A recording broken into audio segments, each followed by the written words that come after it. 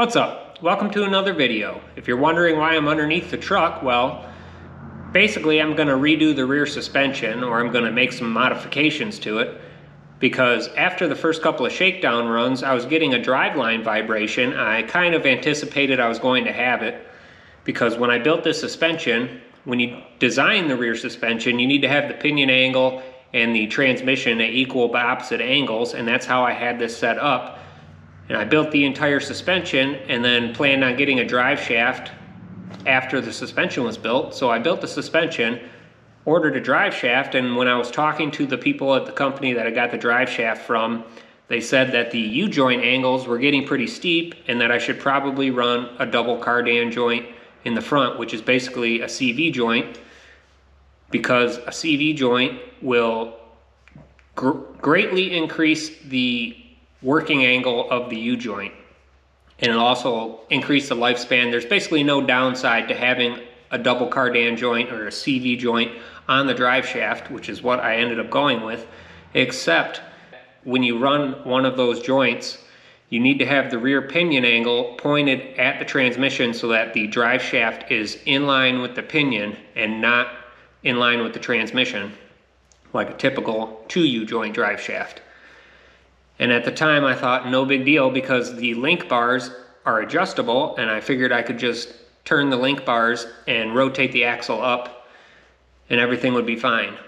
The problem that I'm having is that I can only rotate the pinion on the axle so far before the panhard bar bracket starts to interfere with the fuel cell, and my airbag brackets are so misaligned that it's just aesthetically not good looking, and it's just not the right way to fix it just by turning the link bars. So I'm going to cut the brackets off, rotate the axle, and then weld the brackets back on.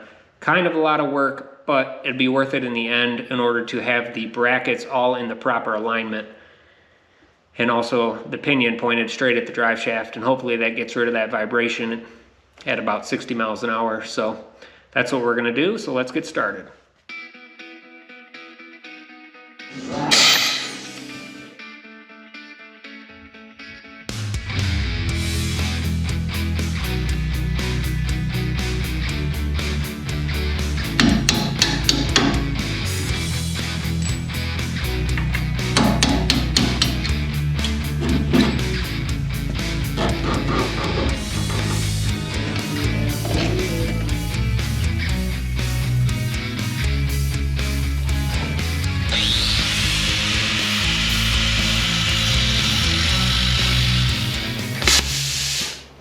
Your mom ever tell you, I brought you into this world, I'll take you out of it?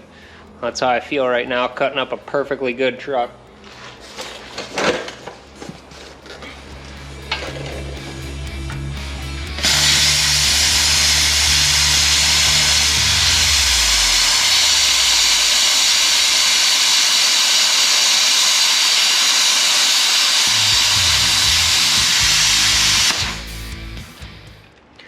Alright, it's the next day. I got all these brackets all cut and cleaned up, and they're ready to be welded on.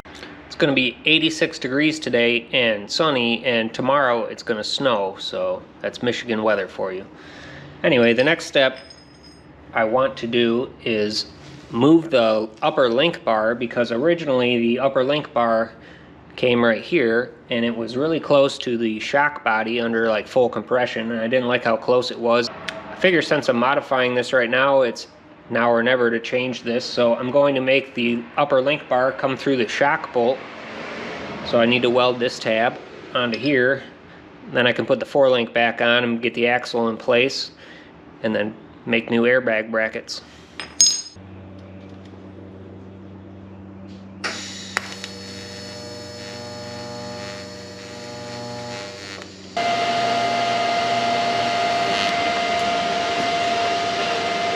Alright, got that welded on there on both sides. Now the link bar can bolt through this bolt hole. So I guess I'm going to put the link bars on and get the axle in the right position, and then I can make the airbag brackets. Okay, got all the 4-link bars installed. I had to shorten the lowers by about 1 inch, so those are going to need to be repainted. Not a big deal. Next up, I'm going to make the panhard bar bracket that I had to cut off.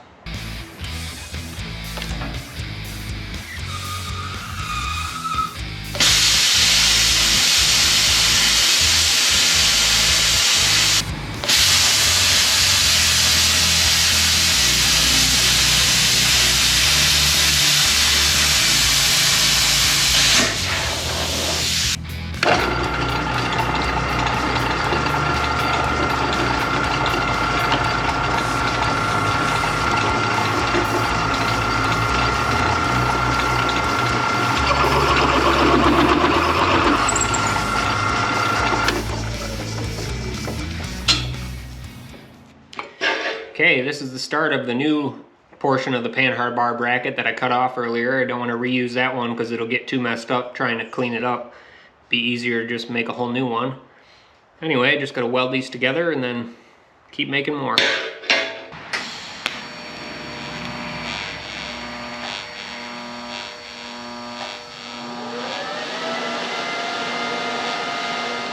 Okay, got that all welded up. Now I just gotta drill a hole in it and tack it onto the truck.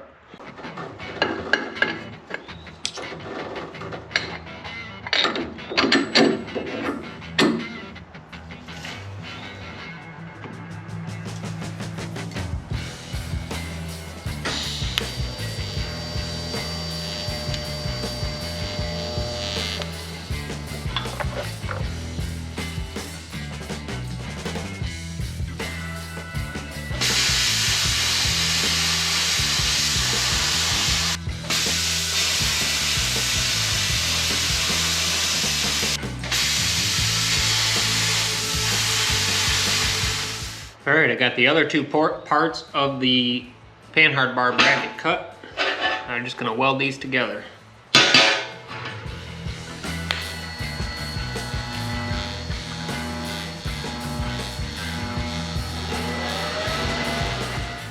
Alright, there's that all welded up. Now I just got to drill a hole in it for the panhard bar.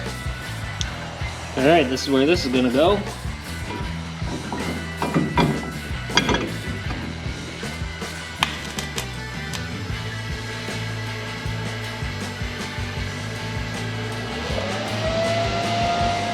Alright, went ahead and welded it all the way. Now I'm going to make a piece to go right here.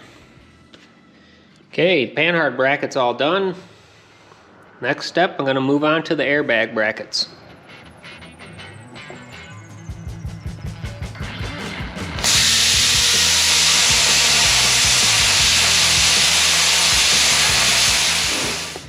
Alright, just cut new lower bag mounts. I cut new ones because it was just easier than having to clean up the ones that I cut off of there. Now I just got to weld these in place and it should be all set.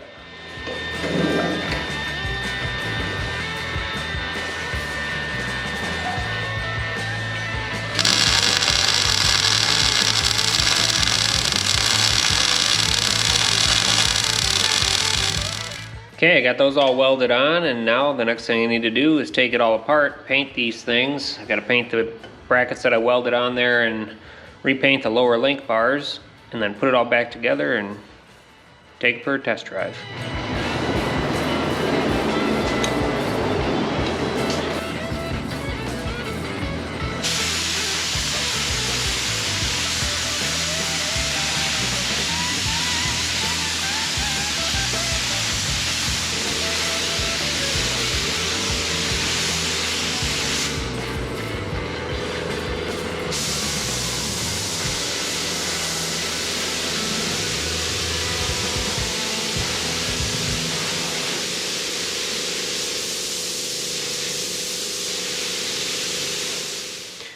Okay, I got the axle all painted, and you can see that the pinion angle is pointed in the same angle as the drive shaft now, and the lower bag mounts are horizontal instead of tilted backwards.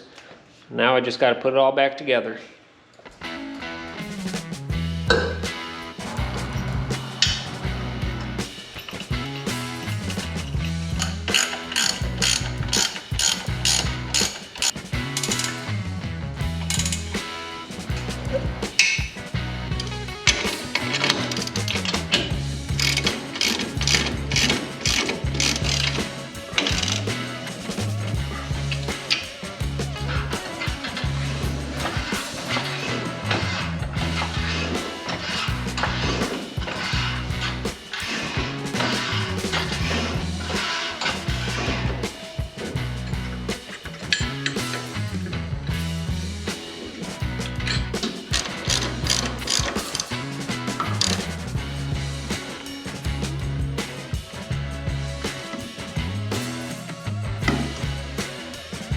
Okay, the suspension's back together. Now I just got to put the wheels on.